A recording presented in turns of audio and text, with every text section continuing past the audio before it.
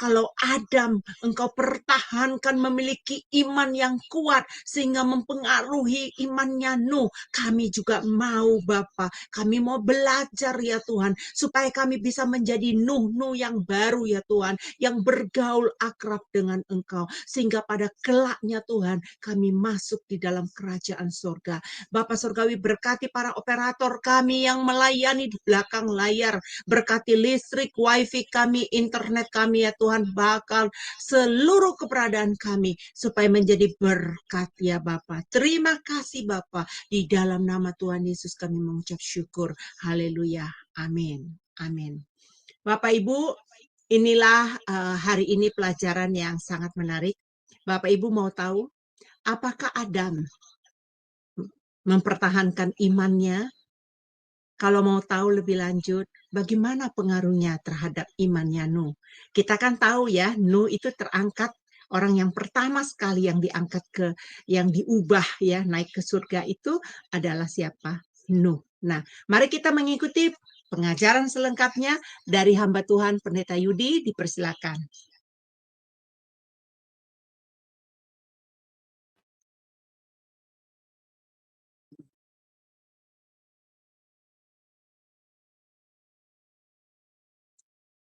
Baik, shalom Bapak Ibu semuanya.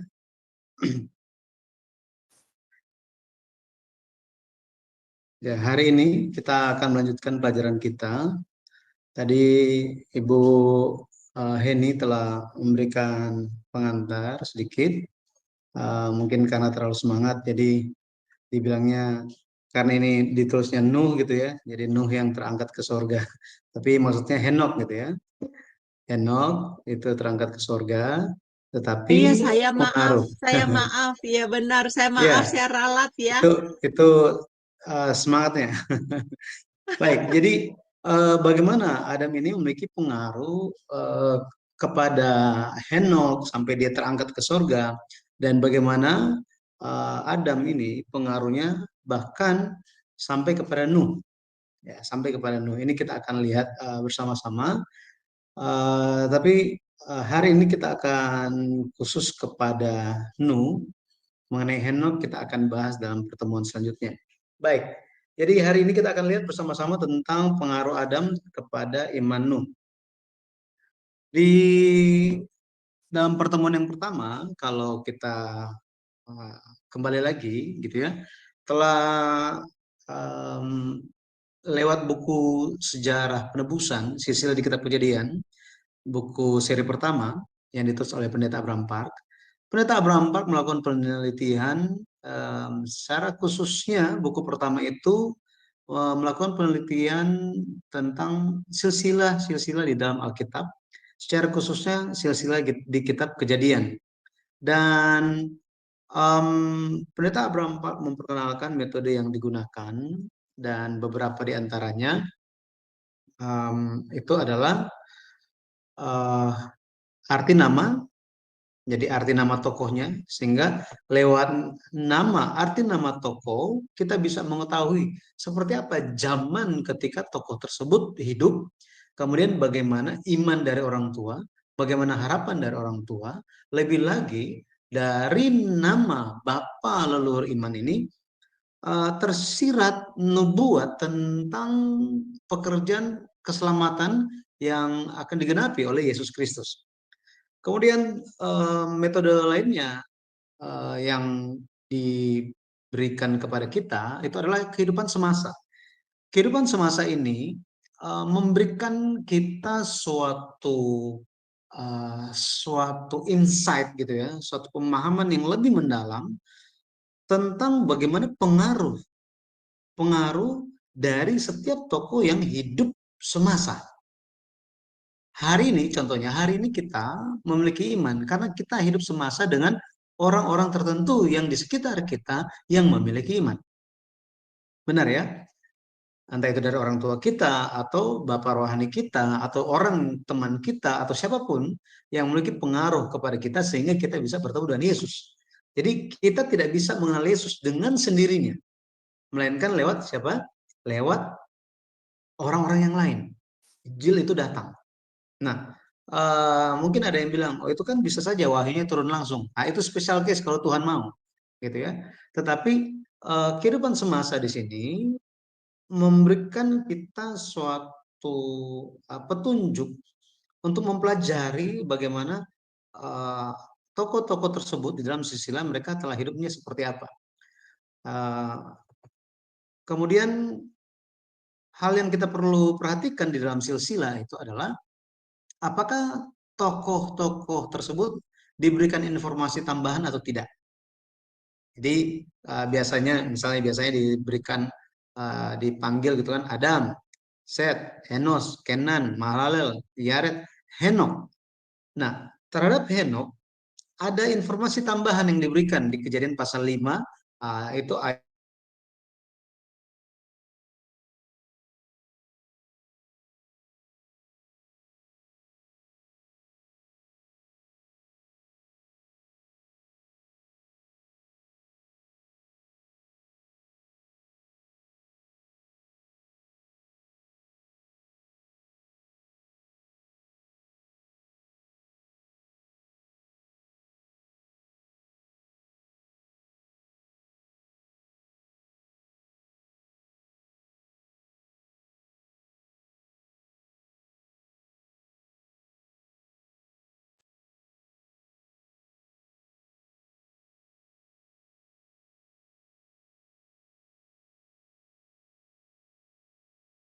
kita telah pelajari.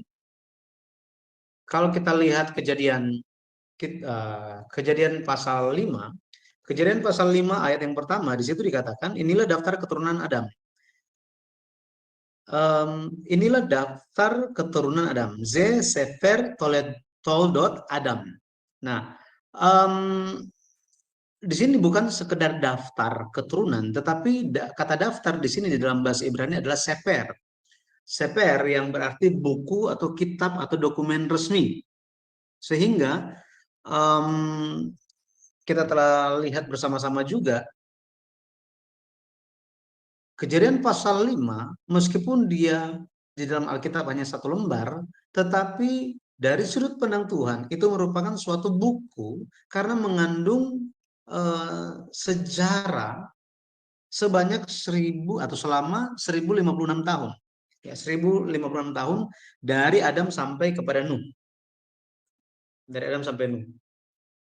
Nah, kalau kita lihat arti nama mereka, ini di Kejadian pasal 5 ya. Kejadian pasal 5, ini nama-nama yang muncul di situ. Adam, Set, Enos, Kenan, Mahalalel, Yared, Henok, Metusalah, Lamek, Nuh. 10 generasi dari Adam sampai Nuh. Di sebelah kanan itu ada arti nama mereka. Adam artinya manusia atau umat manusia. Set arti namanya pengganti, orang yang ditetapkan. Kita bisa mengerti kenapa diberikan nama Set. Dari mana kita tahu? Di Kejadian 4, Kejadian pasal 4, kalau kita baca ayat yang ke-25, di situ dikatakan, Adam bersetubuh pula dengan istrinya, lalu perempuan itu melahirkan seorang anak laki-laki dan menamainya Set, sebab katanya, Allah telah mengaruniakan kepadaku anak yang lain sebagai ganti Habel, sebab Kain telah membunuhnya. Jadi di sini kita tahu bahwa Set artinya pengganti. Untuk menggantikan siapa? Habel. Jadi setiap kali Adam memanggil nama Set, dia akan ingat semua hal itu. Dia akan ingat bagaimana kehidupan Habel, bagaimana kehidupan yang tragis terjadi dalam keluarga dia, dan bagaimana dia telah mengalami banyak hal seperti ini. Jadi ini arti namanya. Jelasnya itu di buku Silsilah di Kitab Kejadian, seri pertama Sejarah Perebusan yang ditulis oleh Pendeta Abraham Park, dicatat tentang mereka ini dan bisa mengenal siapa tokoh-tokoh ini, seperti apa mereka telah hidup. Jadi lewat petunjuk-petunjuk di dalam Alkitab, kita akan melihat ayat-ayatnya seperti apa Set itu, Enos, Kenan, Mahalalel, Yared. Sangat sedikit informasi mengenai mereka, tetapi lewat arti nama,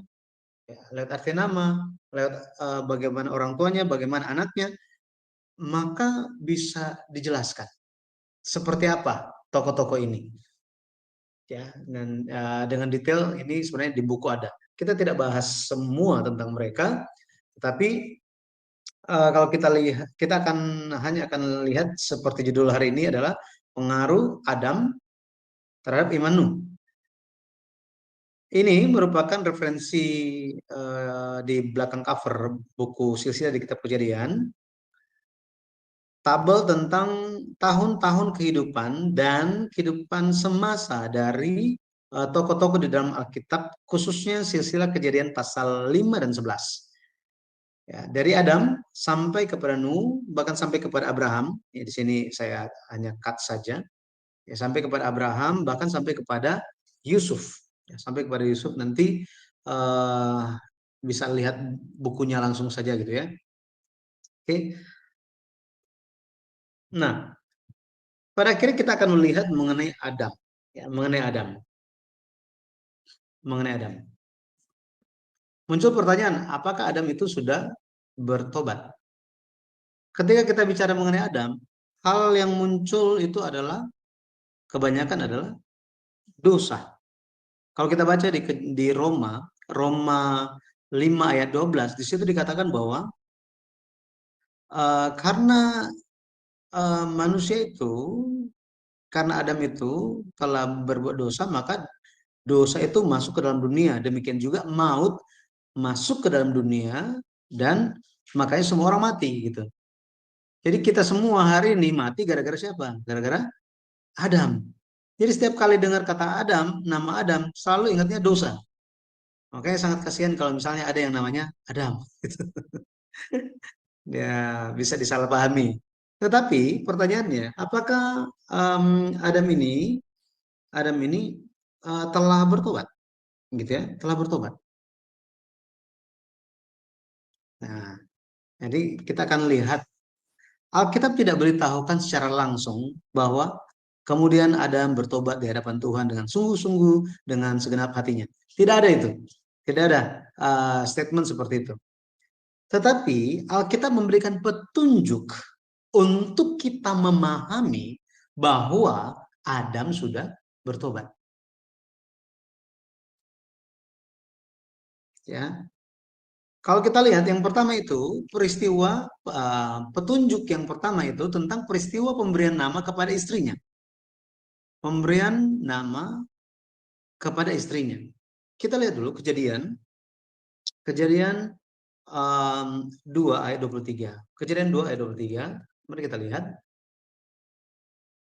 Kejadian 2 ayat 23.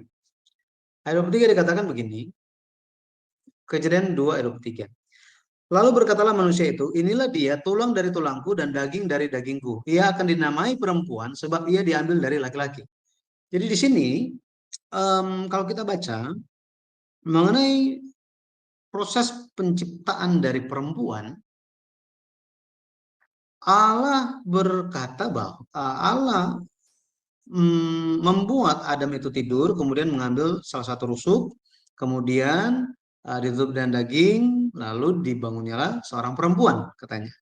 Tetapi ayat 23 katakan bahwa nama perempuan, kata perempuan merupakan sebuah nama, ya, sebuah nama. Makanya ketika orang menikah dikatakan bahwa mungkin di luar negeri, di Amerika khususnya, sering kali disebutkan seperti ini. Ya, kemudian mereka, this is man and wife. Now I pronounce you as man and wife. Laki-laki dan man, laki-laki atau manusia, dan istri katanya. Gitu ya, istri. Nama istri itu siapa? Perempuan. Nah, perempuan di sini inilah dia tulang dari tulangku dan daging dari dagingku. Ia akan dinamai perempuan sebab ia diambil dari laki-laki. Kalau kita lihat tatanan bahasa Ibraninya, uh, kata perempuan itu diulang beberapa kali. Kata dia di sini sebenarnya perempuan. Perempuan. Kemudian di sini ada ia, perempuan. Iya, perempuan. Jadi perempuan ini muncul sampai 4 kali. Inilah perempuan. perempuan akan dinamai perempuan, sebab perempuan. Jadi kata perkataan manusia ini atau perkataan Adam itu menunjukkan bagaimana ekspresi kecintaan dia, bagaimana dia sangat puas bahwa apa? Bahwa semua yang diperlukan untuk seorang perempuan itu ada di sini, yaitu siapa? Istrinya. Jadi this is the best gitu ya, the best. Akan tetapi kalau kita lihat setelah ya, setelah peristiwa kejatuhan itu terjadi, setelah peristiwa kejatuhan itu terjadi, bagaimana reaksi dari laki-laki? Kalau kita ingat lagi, bagaimana reaksi dia? Reaksi dia adalah begini. Ketika Allah bertanya, Adam, di manakah engkau? Gitu ya. Adam, di manakah engkau? Adam, kalau kita lihat, Tuhan tanya bukan karena Tuhan nggak tahu, karena Tuhan itu maha tahu. Tuhan tanya gara-gara apa? Gara-gara dia menantikan, dia menginginkan pertobatan dari Adam. Akan tetapi yang muncul itu adalah bukan pertobatan, melainkan Adam bilang, aku takut, makanya aku bersembunyi. Nah, Tuhan tanya, siapa yang memberitahukan engkau telanjang? Dia bilang, aku telanjang, makanya aku bersembunyi.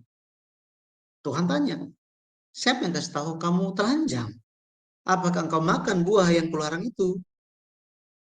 Di sini, sekali lagi, Tuhan bukan yang nggak tahu apa yang terjadi, tetapi Tuhan, dia menuntut, dia menantikan pertobatan dari Adam, penyesalan.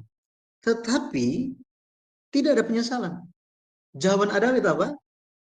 Perempuan yang kau tempatkan di sisiku, dialah yang memberikannya kepadaku, maka aku makan. Tidak ada pertobatan di sini. Jadi bayangkan kalau misalnya ibu-ibu gitu ya, ada suami ya inginnya suami itu apa bisa melindungi gitu ya. Pokoknya pasang badan ketika ada bahaya, ada sesuatu ancaman, bahkan membela ketika istri atau ya istri itu melakukan kesalahan. Dibela, inginnya dibela kan? Tetapi bayangkan di situ, apakah ada membela istri? Istri yang sangat dikaguminya dengan luar biasa, seperti pengakuan di Kejadian 23. Nggak ada, nggak ada pengakuan itu. Bahkan ketika Allah bertanya kepada perempuan itu, apa yang telah engkau lakukan ini? Ya kan? Apa yang telah engkau lakukan ini? Katanya. Ketika bayangkan kalau misalnya ibu-ibu lagi dibentak atau lagi dimarahin sama orang yang lain, terus suami di situ cuma diam-diam aja, gimana coba? Betul ya? Adam diam saja. Adam diam saja. Jadi apa yang terjadi kepada Adam? Dosa menyebabkan kasih Adam itu hilang. Kasih terhadap istrinya itu hilang. Jadi kenapa dia tidak membela istrinya? Karena apa? Dia berpikir dirinya jatuh dalam dosa gara-gara istrinya. Jadi penyebabnya adalah istrinya. Keluarga hancur gara-gara istri. Pokoknya semua rencana yang besar itu hancur gara-gara istrinya. Pokoknya semua kehidupan dia hancur gara-gara istri. Seperti itu. Gitu ya. Jadi sangat kasihan sebenarnya si istrinya gitu ya. Tetapi coba bayangkan, tiba-tiba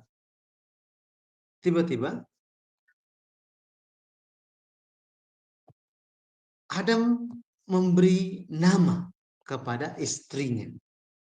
Kejadian 3 ayat 20. Kejadian 3 ayat 20. Manusia itu memberi nama Hawa kepada istrinya, sebab dialah yang menjadi ibu semua yang hidup. Bayangkan, kata Hawa ini artinya hidup. Artinya hidup. Ini positif sekali artinya. Nah, sebelumnya Adam Berpikir bahwa apa? Bahwa hidupnya, rencananya, masa depannya, kehidupan dia itu hancur gara-gara istrinya. Sekarang dia sementara berbicara apa? Kehidupan dia akan dipulihkan lewat istrinya. Makanya dia kasih nama Hawa kepada istrinya. Ibu-ibu mungkin pernah lihat suaminya gitu ya. Eh, Satu saat dia seperti apa, tiba-tiba dia sudah berubah gitu. Berarti kan ada sesuatu yang terjadi di antara perubahan itu kan. Ada yang menyebabkan dia berubah. Sama, ada yang menyebabkan Adam itu berubah. Ada yang menyebabkan dia berubah. Adam yang awalnya menyalahkan istrinya, sekarang dia menaruh keyakinan, pengharapan bahwa pemulihan itu akan terjadi lewat istrinya. Makanya dikasih nama hidup untuk istrinya.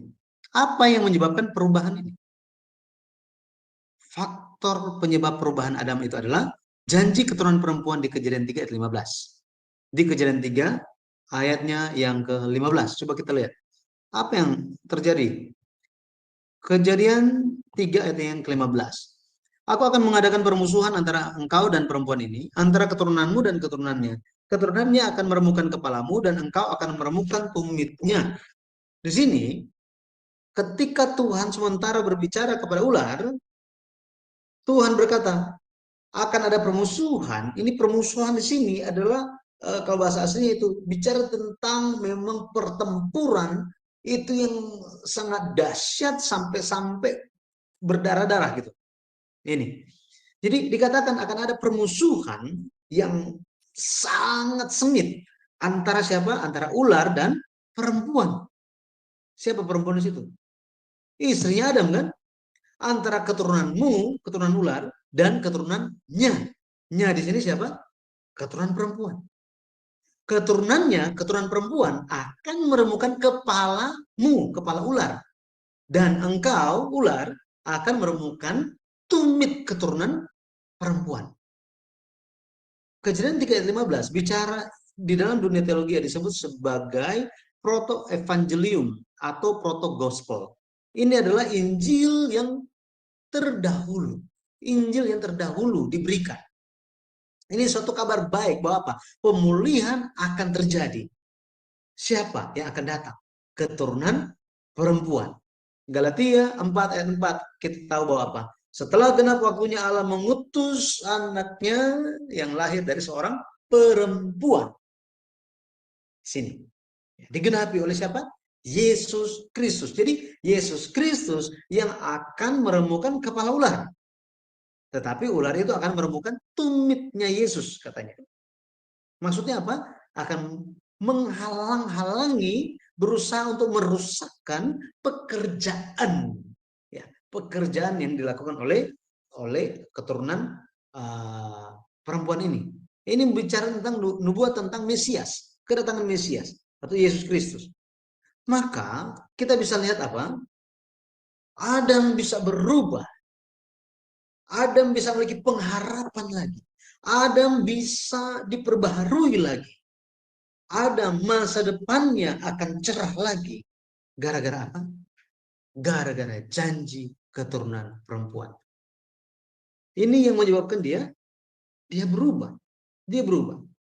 Itu sebabnya kita bisa lihat bagaimana Adam pun dia akan introspeksi diri. Adam, dia yang pertama-tama menerima firman dari Allah. Allah tidak berikan firman-Nya langsung kepada perempuan, kepada istrinya. Itu sebabnya Adam memiliki suatu kewajiban untuk mengajarkan firman kepada istrinya. Tetapi di sisi yang lain, sang istri harus proaktif belajar. Seperti ini. Jadi Adam harus mengajar dengan rajin, aktif mengajar. Istrinya harus apa? Harus proaktif belajar. Seperti ini. Jadi tidak bisa sepihak, harus dua belah pihak. Bayangkan kalau misalnya di gereja pendeta lagi khotbah, kemudian jemaatnya tidur. Betul kan? Nggak nyampe akhirnya firmannya. Sama, gitu ya. Kalau misalnya jemaat pun memiliki pertanyaan, ingin supaya dijelaskan firman Tuhan, tetapi pendetanya nggak ada waktu, bagaimana? Tidak bisa terjadi, ya. Tetapi lewat pemberian nama kepada istrinya, di sini memberikan petunjuk bahwa Adam telah bertobat. Berikutnya, peristiwa pemberian nama kepada Kain. Kejadian 4 ayat 1. Kemudian manusia itu bersetubuh dengan Hawa istrinya dan mengandunglah perempuan itu lalu melahirkan Kain. Maka kata perempuan itu, aku telah mendapat seorang anak laki-laki dengan pertolongan Tuhan. Kain, terlepas dia itu nantinya dia jadi jahat, gara-gara itu dia tidak berjaga-jaga di dalam imannya. Tetapi ketika dia lahir, mamanya yaitu Hawa itu memberikan pengakuan bahwa apa? Dia telah mendapat, dia telah Kain gitu ya, seorang anak laki-laki dengan pertolongan Tuhan. Tanpa pertobatan, tanpa percaya kepada Tuhan, tanpa bersandar kepada Tuhan, berharap kepada Tuhan, tidak mungkin Hawa memberikan pengakuan seperti ini. Betul ya? Tidak mungkin. Tetapi Alkitab mencatat pengakuan iman sang istri. Luar biasa. Maka kita bisa tahu bahwa mereka, Adam maupun Hawa, mereka telah bertobat. Ya. Jika Adam belum bertobat, maka dia akan protes, jangan kasih nama Kain, kasih nama yang lain. Itu. Kemudian bukti berikutnya, peristiwa anak-anak Adam memberikan persembahan. Kejadian 4 ayat 3 sampai 4. Setelah beberapa waktu lamanya, maka Kain mempersembahkan sebagian dari hasil tanah itu kepada Tuhan sebagai korban persembahan. Habil juga mempersembahkan korban persembahan dari anak sulung kambing dombanya, yakni lemak-lemaknya. Maka Tuhan mengindahkan Habel dan korban persembahannya itu. Jadi mereka bisa memberikan persembahan, anak-anak bisa memberikan persembahan. Gara-gara apa? Gara-gara pengaruh orang tua. Pengaruh orang tua. Tanpa pertobatan, tidak akan mungkin dia akan ajarkan anak-anaknya berikan persembahan. Kemudian, bukti yang lain, peristiwa kelahiran Set, pengganti Habel. Kejadian 4 ayat 25. Adam bersetubuh pula dengan istrinya, lalu perempuan itu melahirkan seorang anak laki-laki dan menamainya Set. Sebab katanya, Allah telah mengaruniakan kepadaku anak yang lain sebagai ganti Habel, sebab Kain telah membunuhnya. Jadi nggak perlu orang kasih tahu Adam bertobat, makanya nggak perlu. Sejak peristiwa Habel itu mati, Adam selalu apa? Selalu berpikir, selalu merenungkan. Aduh, saya sudah lakukan dosa, kemalangan, buah baik dan jahat itu kumakan. Pada akhirnya baik dan jahat itu pun ada di dalamku, ada di dalam keluargaku. Ada. Ya. Hari ini kita semua, siapa yang nggak cuma ada baiknya saja? Ya, siapa yang cuma ada jahatnya saja? Dua-duanya ada di semua manusia. Ya, kecuali dia hilang, ya, ada sesuatu yang salah dalam kepalanya gitu ya. Tetapi kalau kita lihat di sini, sekali lagi, Adam memberikan pengakuan Allah mengaruniakan kepada Allah telah mengaruniakan kepada. Dia sangat menyesali kemalangan terjadi kepada keluarga dia. Ya, jadi ini merupakan bukti-bukti ya, bagaimana Adam telah bertobat. Ya, Adam telah bertobat. Moga-moga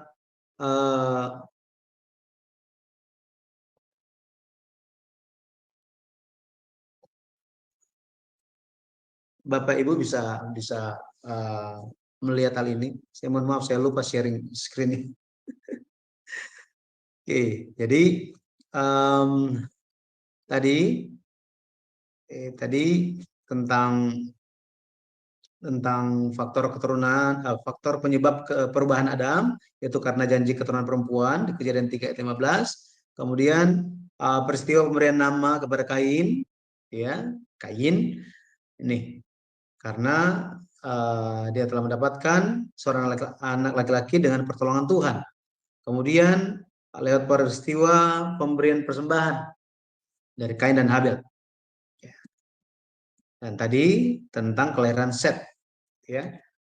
Jadi kita telah lihat bersama-sama bahwa Alkitab memberikan petunjuk Adam telah bertobat. Jadi Bapak Ibu jangan ragu-ragu untuk melihat apa adanya Alkitab sebagai firman Tuhan yang telah memberikan petunjuk bagaimana Adam telah bertobat. Ya. Kita lanjut. Lewat Kejadian pasal 5, ada suatu pesan yang sementara ditunjukkan sebenarnya. Kalau kita lihat format penulisannya, kata mati, mut, ya, mut, itu muncul di Kejadian pasal 5 itu muncul 8 kali. Tetapi kata yalat, memperanakan, itu muncul 28 kali. Ini menunjukkan apa? Ini menunjukkan bahwa pekerjaan hidup itu jauh lebih kuat daripada kematian. Gitu ya. Maksudnya apa? Janji Tuhan itu lebih kuat daripada kematian. Makanya Yesus berkata bahwa apa? Yesus berkata di Yohanes 8 ayat 51. Yohanes 8 ayat 51. Barang siapa menuruti perkataanku, ia tidak akan mengalami maut sampai selama-lamanya. Bayangkan. Jadi janji Tuhan, firman Tuhan itu lebih kuat dari maut. Makanya ketika Yesus katakan, Lazarus, keluarlah. Dia bangun dan keluar. Ya, seperti itu.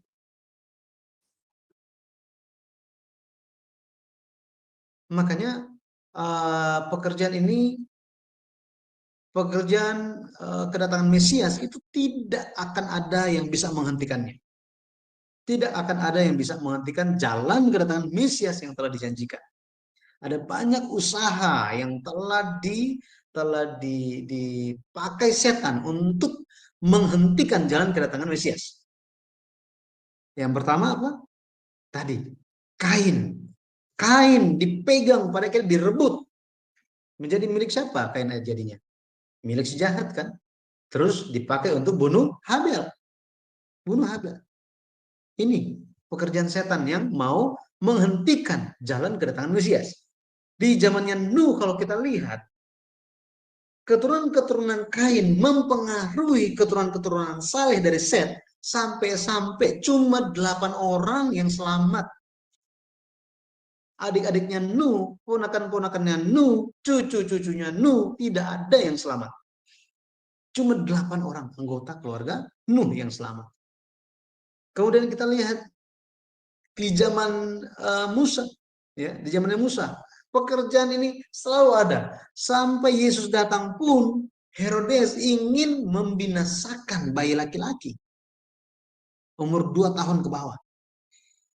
Ini, tetapi setiap pekerjaan iblis, pekerjaan kejahatan tidak bisa menghentikan jalan kedatangan Mesias. Karena Tuhan sudah janji. Sama seperti itu, kita semua yang hadir hari ini, bagi kita, Tuhan akan pegang iman kita. Ya, Tuhan akan pegang kita sampai akhir. Nggak ada yang bisa merebut kita dari tangan Bapa. Itu sebabnya mari kita senantiasa untuk mencari Tuhan. Ya. Oke, nah akhirnya Adam dan Lamek. Lamek ini siapa sih? Lamek ini papanya Nuh. Kita kan lagi mau lihat pengaruh Adam terhadap iman Nuh.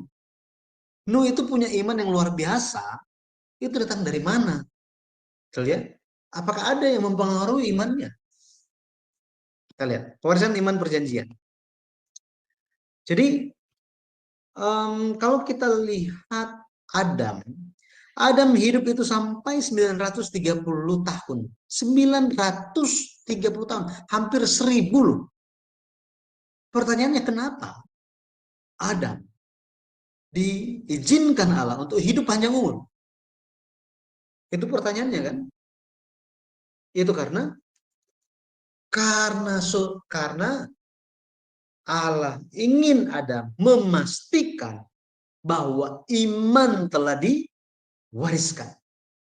Iman telah diwariskan. Nah, ini pun menjadi tugas bagi kita semua. Kita harus cek dan pastikan apakah iman terhadap Yesus Kristus, percaya kepada firman di dalam Alkitab, apakah ini dimiliki juga oleh anak-anak kita, oleh anggota keluarga kita. Ya. Nah, jadi kalau kita lihat di sini Adam, ya, ini Nuh generasi ke-10. Generasi ke-10. Kalau kita lihat, ya ini kita zoom gitu ya. Kita zoom. Adam, dia hidup sampai siapa sih? Adam dia hidup sampai kepada Lamek. Sampai kepada Lamek ini. Kalau kita lihat tabelnya. Berapa lama Adam hidup dengan Lamek ini? Generasi ke-9. Jadi bapak-bapak, ibu-ibu bisa, kalau metode manual mau hitung, itu bisa hitung misalnya Adam, dia 130 tahun waktu Set lahir kan? Nah, dia dapat cucu umur berapa? Sini. Ya kan? Waktu Set 105 tahun, Enos lahir. Maka 130 ditambah usia anaknya waktu dapat anak 105 tahun, maka kita tahu bahwa ini umur Adam waktu dapat cucu yang namanya Enos ini umurnya adalah 235. Kemudian waktu Kenan lahir, dia umurnya berapa? Ini umur Adam semua nih, yang di sebelah kiri ini, yang warna hitam, angka-angka warna hitam. Jadi waktu Kenan lahir, Adam berumur 325 tahun. Waktu Mahalalel lahir, Adam berumur 395 tahun. Waktu Yared lahir, Adam berumur 460 tahun. Waktu Henok, Henok yang diubah, diangkat, hidup-hidup ke surga. Dia lahir, Adam umur berapa? 622. Nah, nanti dalam kesempatan berikutnya kita akan bahas mengenai Henok ini. Nah, Metusalah, dia lahir waktu Adam umur berapa?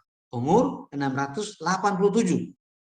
Lamek generasi ke-9, lahir waktu Adam umur berapa? 874 tahun. 874 tahun. Setelah Lamek lahir, Adam masih hidup sampai umur 930 tahun. Maka untuk mencari hidup semasa ini, tahun hidup semasa ini berapa lama, maka usia waktu Adam mati 930 tahun dikurangi dengan usia Adam waktu Lamek lahir. 930 tahun dikurang 874 tahun, kita akan dapat 56 tahun. Apa arti 56 tahun ini?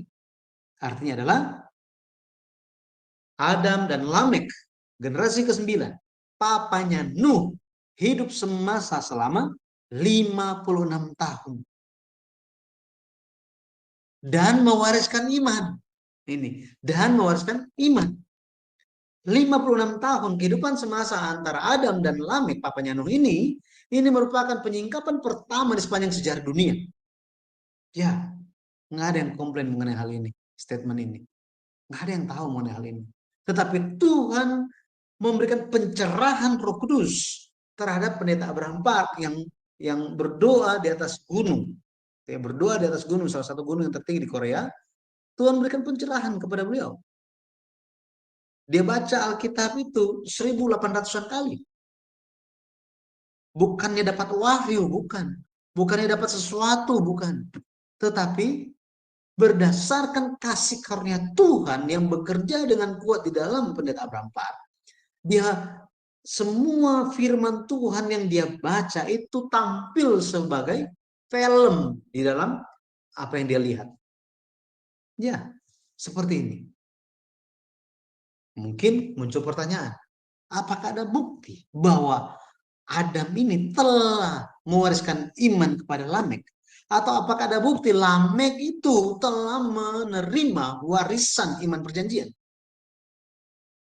Ada. Kejadian 5 ayat 29. Lamek bilang apa? Ayat 28 bilang, Lamek, ya, dia umur sekian, dia dapat seorang anak laki-laki. Jadi nggak langsung dikasih nama. Nggak langsung dikasih nama. Tetapi diberitahukan apa? Dia mendapatkan seorang anak laki-laki. Coba kita lihat. Kejadian 5, Kejadian 5, ayatnya yang ke-28 dikatakan begini. Setelah Lamek hidup 182 tahun, ia memperanakan seorang anak laki-laki. Biasanya apa? Biasanya, coba cek Metusalah. Setelah Metusalah hidup 187 tahun, ia memperanakan Lamek. Jadi langsung dikasih tahu namanya. Kalau kita baca lagi gitu ya, ayat 21. Setelah Henok hidup 65 tahun, ia memperanakan Metusalah. Jadi nama papanya, kemudian langsung nama anaknya. Tetapi di ayat yang ke-28, bentuk pencatatannya berbeda. Ini ada tujuannya untuk menarik perhatian sang pembaca. Memperhatikan hal ini. Setelah Lamek hidup 182 tahun, ia memperanakan seorang anak laki-laki. Ayat 28 bilang apa? Dan memberi nama Nuh kepadanya. Nah, di sini. Apa pengakuannya? Anak ini akan memberi kepada kita, anak ini akan memberi kepada kita penghiburan dalam pekerjaan kita yang penuh susah payah di tanah yang telah terkutuk oleh Tuhan. Bayangkan, Lamek memberikan nama Nuh. Nuh artinya penghiburan, istirahat, perhentian, sabat. Ini artinya. Ini artinya. Lamek sementara memberikan suatu pengakuan, suatu pengharapan atas keadaan yang mereka sedang alami. Tetapi pekerjaan yang susah payah ini, tanah yang telah terkutuk oleh Tuhan, ini merupakan firman yang Allah sampaikan kepada siapa? Siapa? Ya, benar. Kepada Adam. Kejadian 3 ayat 17. Tuhan bilang kepada Adam, terkutuklah tanah karena engkau, dengan bersusah payah engkau akan mencari rezekimu dari tanah seumur hidupmu. Jadi, firman ini yang Adam terima dari Tuhan telah sampai kepada Lamek. Sikap Lamek yang memiliki penantian akan penghiburan, ahli-ahli teologi yang mengatakan bahwa Lamek salah mengira, dia pikir anaknya adalah Mesias. Ini komentar-komentar Alkitab bilang seperti ini. Tetapi di sini, di sisi yang lain kita bisa lihat bahwa apa? Lamek memiliki iman yang menantikan Mesias. Betul ya? Lamek memiliki iman yang menantikan Mesias. Ini luar biasa. Di zamannya Yesus nggak ada ini. Iman yang menantikan Mesias. Waktu orang Majus datang, waduh, heboh gitu ya. Herodes heboh. Dia panggil, Bapak Gembala, ini doktoral dari STT mana gitu kan. Ini zaman dulu gitu ya. Kumpul semuanya, ahli Taurat, waduh semua. Kumpul semuanya dan ditanya. Katanya raja orang Yahudi itu, Mesias itu akan lahir. Apa benar seperti itu? Mereka bilang apa? Ya benar akan lahir. Di mana? Oh mereka kasih tahu di Bethlehem sesuai dengan nubuat sekian. Nabi Mika telah bernubuat, Nabi siapa telah bernubuat, semua telah bernubuat. Ya akan seperti ini. Luar biasa pengetahuan mereka. Setelah mereka kasih tahu jawaban kepada Herodes, apa yang hamba-hamba Tuhan itu lakukan?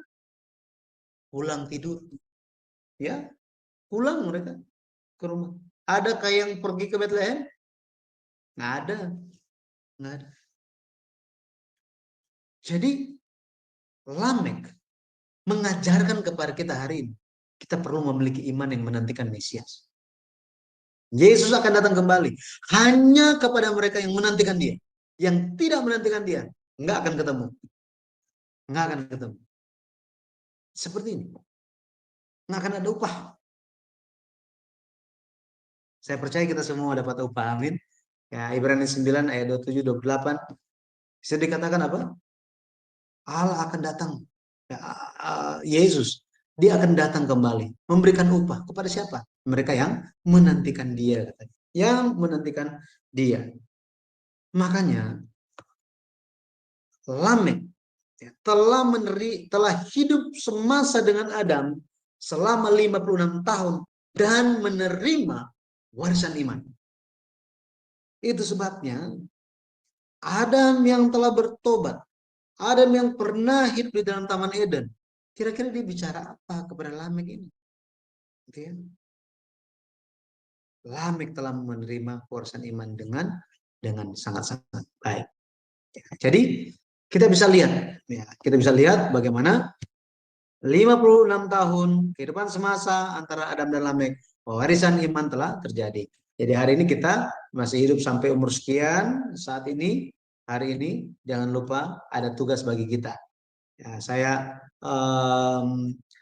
sebulan sekali saya pergi pelayanan di Malang, itu di Malang ada sekitar 150-an lansia. Lansia. Tetapi setiap kali saya pergi, saya kasih tahu kepada mereka, bapak-bapak, ibu-ibu, oma-opa, kakek nenek, semua ada tugas. Jangan lupa itu, ada tugas dari Tuhan. Ini sangat-sangat penting. Ya, ceritakan.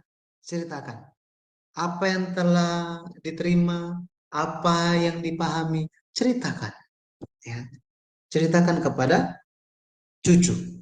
Ya, ceritakan juga kepada anak gitu ya. Karena kebanyakan kenapa ke cucu? Karena anaknya sibuk bekerja. Jadi jadi cucu-cucu ini dititipkan kepada oma opanya. Ya, itu merupakan suatu kesempatan yang sangat baik untuk mewariskan iman. Sangat-sangat baik. Gitu ya. Nah, ini telah kita lihat bagaimana pewarisan iman telah terjadi. Jadi, kesadaran akan firman, ya, kesadaran akan firman menuntun seorang Lamek memberi nama Nuh kepada anak laki-laki yang lahir baginya. Nuh artinya apa? Sabat, istirahat, penghiburan. Dari banyak tokoh di dalam Alkitab, Tuhan Yesus bilang apa? Kedatangan anak manusia itu sama seperti zaman Nuh. Bahasa aslinya sama seperti hari-hari Nuh. Jadi saya rekomendasikan saudara-saudari semuanya, Bapak Ibu, untuk membaca buku siri sejarah penebusan. Yang pertama, situ kita bisa mengenal Nuh lebih dalam lagi, lebih mengenal bagaimana kehidupan dari setiap tokoh di dalam kitab Kejadian. Ya. Baik, berikutnya mari kita secara khususnya kita lihat tentang Nuh. Mengenai Nuh, Nuh hidup semasa dengan Abraham selama 58 tahun. Nuh hidup semasa dengan Abraham selama 58 tahun. 58 tahun. Ini sebenarnya pembahasan ini mungkin di dalam yang kelima kita akan lihat. Tetapi saya pikir ya kita bahas saja karena ini langsung tentang Nuh, bagaimana Nuh juga yang telah menerima pengaruh iman, ya, pengaruh iman lewat ayahnya, dia kan begini, Adam itu bukan orang biasa, bukan manusia biasa. Dia pernah hidup di Taman Eden sebelum kejatuhan. Sebelum kejatuhan. Dia telah merasakan seperti apa indahnya. Luar biasanya. Bersama-sama dengan Tuhan. Wow. Berjalan bersama dengan Tuhan. Di dalam Taman Eden. Dan dia lihat apa yang terjadi di luar Taman Eden. Adam itu hidup semasa dengan papanya Nuh. Kira-kira Nuh ini akan tanya apa kepada papanya? Papanya Nuh, Lamek, itu akan didik seperti apa terhadap Nuh? Kalau kita bandingkan dengan yang lain, ada ekspresi yang sangat-sangat menyimpang sebenarnya. Kalau kita lihat, Bapak pelur di Kejadian pasal 5 itu biasanya mereka itu dapat anak, ya, dapat keturunan itu di usia seratusan, udah max itu seratusan, gitu ya. Tetapi Nuh dia baru mendapatkan anak setelah 500-an tahun. Bayangkan coba. Setelah berapa? 500-an tahun. Nah, ini apa yang terjadi, gitu ya? Apa yang terjadi? Makanya tersembunyilah rahasia, misteri yang sangat bermakna di balik Nuh ini, Nuh dan anak-anaknya, ya. Nuh, dia hidup semasa dengan Abraham selama 58 tahun. Itu nanti buktinya ini ada di, ya, kita bisa hitung, ya, kita bisa hitung lewat lewat um, ada dua cara sebenarnya, tetapi cara yang ini saja. Um, kita bisa hitung lewat Kejadian 11 ayat 10 sampai 26. Di situ dicatat bahwa Sem, Arpaksad ini lahir kapan? 2 tahun setelah Irba. Kemudian Arpaksad waktu dia umur 35 tahun, Sela lahir. Sela umur 30, Eber lahir. Eber umur 34, Pelek lahir. Pelek umur 30, Rehu lahir. Rehu umur 32, Seruk lahir. Seruk umur 30 tahun, Nahor lahir. Nahor 29 tahun, Terah lahir. Terah 70 tahun, Abraham lahir. Jadi kalau kita jumlahkan semuanya tahun-tahun ini sejak air bah itu, maka Abraham lahir 292 tahun setelah air bah. Kejadian 9 ayat 28 katakan, Nuh masih hidup 350 tahun setelah air bah. Maka kalau kita lihat, kita hitung 350 dikurang 292 tahun, kita akan dapat 58 tahun. 58 tahun. Nuh dan Abraham hidup semasa. Ini merupakan penyinggapan pertama di sepanjang sejarah dunia oleh pendeta Abraham Bak lewat buku yang pertama, seri sejarah penebusan, silsilah di kitab Kejadian. Wah, sangat menarik. Ya. Apa yang terjadi? Bagaimana Abraham bisa menerima iman dari seorang Nuh? Ini generasi ke-10 dari Adam bertemu dengan generasi ke-20 dari Adam. Luar biasa. Bahkan Sem masih hidup, Abraham udah mati. Jadi Abraham mati, Sem masih hidup, Arpaksad masih hidup, bahkan Eber masih hidup. Ini luar biasa, ya. Jadi seperti itu kita bisa melihat bagaimana iman itu terus-menerus diwariskan. Pada akhirnya hari ini kita disadarkan kembali bahwa iman itu sangat perlu untuk diteruskan, ya, sangat perlu untuk diteruskan. Sekarang ini ada banyak sekali tantangan yang terjadi di dunia ketika banyak hal yang bisa memberikan pengaruh yang kuat untuk mencegah terjadinya pewarisan iman. Nah, itu sebabnya bersyukur lewat kita semua yang hadir, mari kita melanjutkan pewarisan iman ini. Jangan sampai benang merah dari Adam sampai kepada Nuh, sampai kepada Abraham, sampai kepada Yesus, sampai kepada kita putus. Jangan sampai terputus, melainkan mari kita lanjutkan secara terus menerus. Saya berdoa di dalam nama Tuhan Yesus Kristus, kita bisa terus menjadi orang-orang yang bermisi tugas dalam mewariskan iman lewat firman Tuhan dalam Alkitab. Oke, hari ini kita akan sampai di sini. Nanti kita akan lihat di dalam pertemuan berikutnya itu tentang Nuh dan tentang Henok, ya, tentang Adam dan Henok. Kemudian nanti kita akan lihat tentang Nuh, ya, bagaimana imannya Nuh secara khususnya, dan kita akan lihat tentang misteri perpendekan umur di Kejadian pasal 11, dan pada akhirnya kita akan bicara tentang bagaimana munculnya seorang Abraham. Ya. Baik, saya kembalikan kepada host. Terima kasih. Baik, makasih Bapak Pendeta